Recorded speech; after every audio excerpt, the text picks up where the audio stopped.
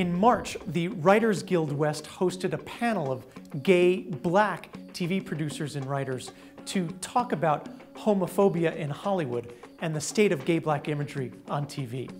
After the event, I spoke with some of the panelists, including the Emmy Award-winning TV director and producer Paris Barclay, who wasn't exactly upbeat on this subject.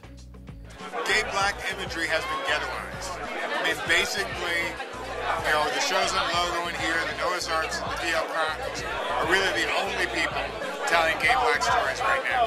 The networks in general are not interested, nor is BET, so those things have been relegated to the smallest and the farthest channels away from the mainstream. Even on gay-targeted channels, it's not always easy to get gay black stories told.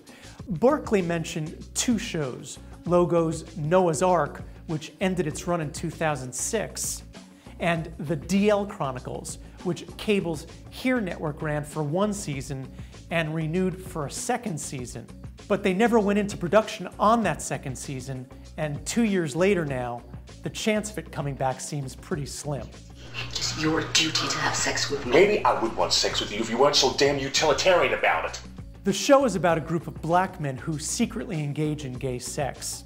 DeAndre Gossett and Quincy Lanier, the creative team behind the series, say Here embraced the show's provocative content, but they added that in marketing the show to Here's primarily white audience, executives overlooked the show's core black audience. They weren't going to where the people were, and that means, you know, the Black Gay Prides, the places where our audiences and viewers were, they just weren't comfortable. You go on the street and you ask a lot of people, you know, are you just overhearing conversation? You know, I've heard of the DL Chronicles. Where do you see that? What is that on? And I was often confused. Oh, is it on Logo? I heard it got picked up, and that was really unsettling to me because I was thinking, wow, they should know that. They should know that that's on the air, what channel. There should be no confusion, and just because they just weren't targeted. Over at the broadcast networks, the panelists said getting themselves just in the door there remains tough. Tim McNeil is Vice President of Talent Development and Diversity at the Disney ABC Television Group. He said one of the biggest hurdles black writers face is that on scripted shows, most of the writers are still white. But McNeil added that it's not racism as much as it is an unfamiliarity with black culture and black writers that may present the greatest challenge to breaking down those barriers. In fact, he urged the largely black audience attending the panel to assimilate into the neighborhoods where Hollywood executives reside. Live where they live, eat where they eat, go to the markets where they go. It's all about relationships.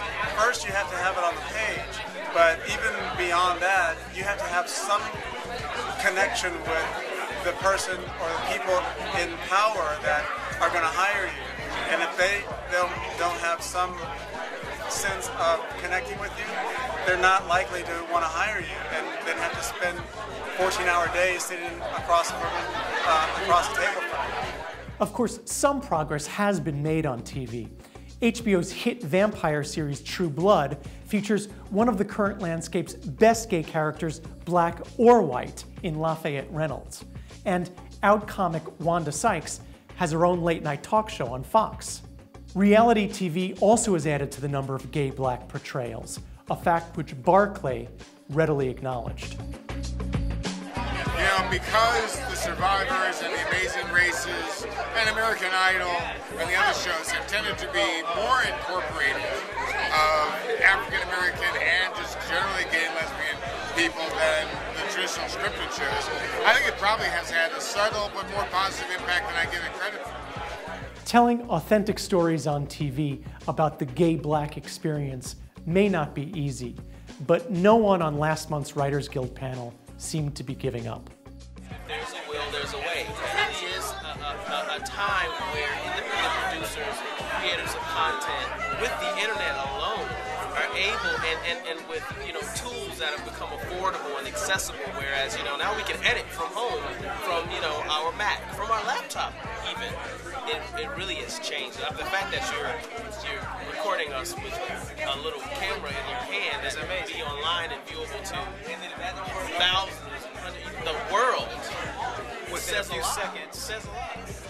Alan Frutkin, Mediaweek.